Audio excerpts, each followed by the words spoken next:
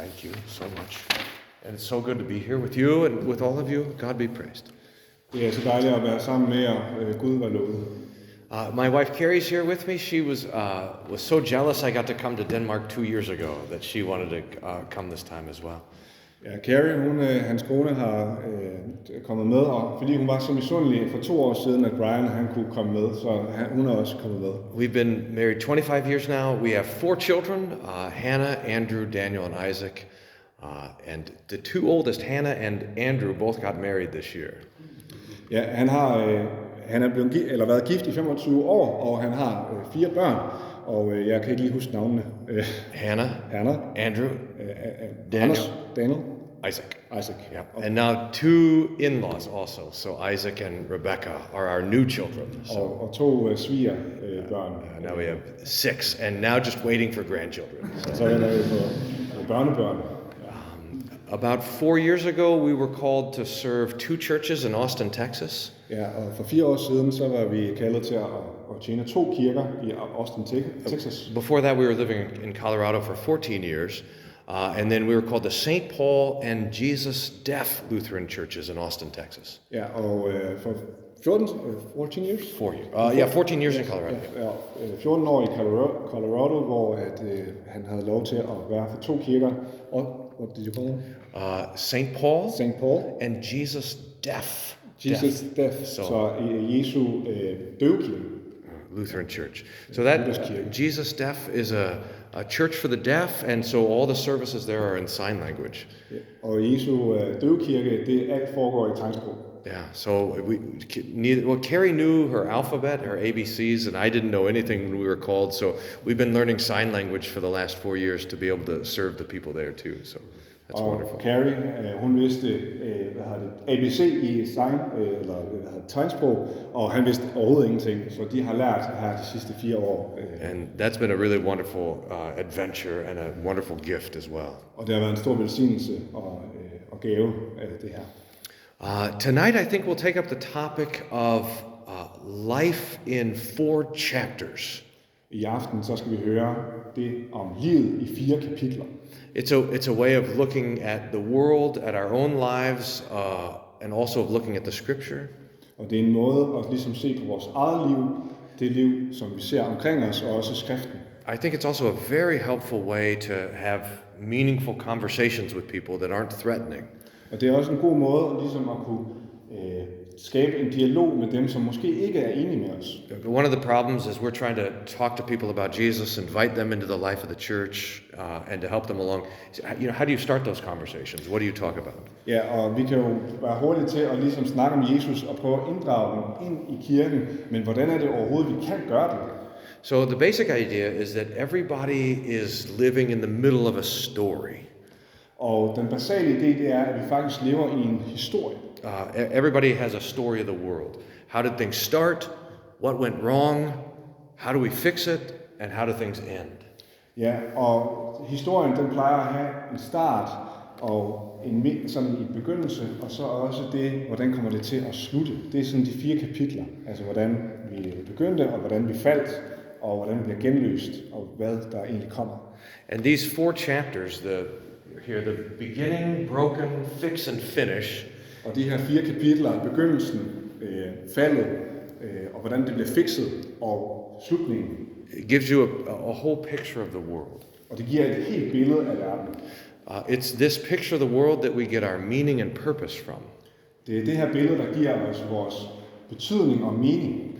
One of the things that is in the United States right now, people are talking about a lot, is that there's a crisis of meaning. I USA så er det, man snakker om, at der ligesom er en krise på betydning. And it seems like it's a similar problem here, that people they don't know what meaning is, they don't know what their purpose in life is. Og det ser ud som om også her, at der faktisk er et problem med mening i Danmark. Hvad er mening? Although I am told that the Danish people are the happiest people in the world, is this? Selvom jeg hører, at danskerne det er det gladeste folk i hele verden. So maybe the crisis isn't as bad here as it is in the United States. Måske er krisen ikke så stor her i Danmark. But in fact, part of it might be that, one of the stories that we're living in is the story of our nation. Men måske er det faktisk, at hele vores historie, det er historien om vores nationalitet. So in the United States, when you study history, you study American history, and you have to know all of these four things, right? Where did we come from? What went wrong? How did you fix it? And where are we going? Og når vi studerer historie, så i USA, så studerer vi historien om USA, hvordan det gik, hvordan det begyndte, hvordan det gik i stykker, hvordan det blev fikset, og så også hvordan det slutter. We also tell the story in our family, right? How did your family start? What heroes do you have? The problems that were overcome in your family. Og også i familien. Hvordan begyndte din familie? Hvad er det for nogle problemer, din familie har haft? Og også hvilket helte har du haft i din familie? But if we expand it all the way out to how did everything start? How did everything break? How does everything get fixed? And how does everything end?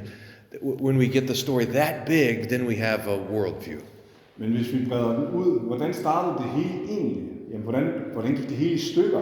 Hvordan var det faktisk, at det ligesom blev fikset? Og hvad er slutningen på det her? Så får vi det, vi kalder et helt verdensbillede. So one of the goals of the church is to plant us in the biblical story. Og en af målene med kirken, det er, at vi ligesom bliver plantet i den bibelske historie. And one of the things that we want to realize is that the world and the devil are always trying to give us a different story. Og det vi må indse, det er, at verden og djævlen ligesom prøver at give os en anden historie. So there's always competing stories, competing for your heart and for your mind and for your attention. Der er så meget, der vil have din opmærksomhed. Det er, vi snakker om ligesom så mange ting, der trækker din opmærksomhed væk fra den bibelske sandhed. So we want to have the biblical story clear. We want to recognize that we're always going to be tempted to move away from that biblical story. Vi vil rigtig gerne have et bibelsk billede, men vi bliver hele tiden fristet i at faktisk gå væk fra det bibelske verdensbillede. So this is generally a framework of thinking about theology, life, apologetics, and evangelism. It's a framework for thinking about all of these things. Det verdensbillede er faktisk en ramme, som vi ligesom kan få vores teologi, men også vores theology, life, apologetics, evangelism. Teologien, livet og også trosforsvaret, hvordan hænger det sammen? Det prøver ligesom at give en ramme for det her. One of the things, and I kind of want to make a few points just on the structure, and then I want to hone in on chapter 1. Det jeg vil nu, det er, at jeg vil lave nogle få pointer omkring strukturen for det her. But one of our temptations as Lutherans is that we focus on the middle two chapters. Som lutheraner, så har vi tendenser til at fokusere på det at være ødelagt og hvordan det bliver fikset. So we call this law or sin. Og vi kalder det at være ødelagt for loven eller synd. And the fix is the gospel. Og den måde, det ligesom bliver repareret på, det er evangeliet. And we know that these are the main two things in theology, the preaching of the law and the preaching of the gospel. Og det er teologiens centrum, det er loven og evangeliet, den der bliver forkyndt. Det der bliver forkyndt. But there's a danger we can say, well, that's all that matters, and well, this doesn't really matter, it's not connected to this, or this doesn't really matter, it's not connected to this. Men vi kan komme til hurtigt at sige, at begyndelsen ikke faktisk har nogen betydning, fordi vi fokuserer på det at være ødelagt eller blive repareret, og slutningen, det er heller ikke så vigtigt, fordi det ikke har fokus på det i midten. And that's just wrong. The biblical story binds all four of these things together. Og det er faktisk forkert. Det bibelske vidnesbyrd er, at det binder det hele sammen. I remember, this was maybe 10 years ago.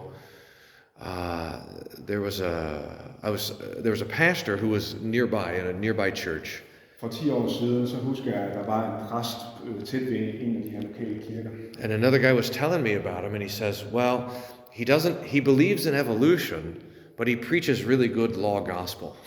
Og han havde hørt fra en kammerat, at ham her præsten, han troede på evolutionen, men han forkyndte faktisk lov og evangelium rigtigt. So they said, oh, he's good here, but he's terrible here. He's got a really bad chapter 1. Ja, hans kapitel 1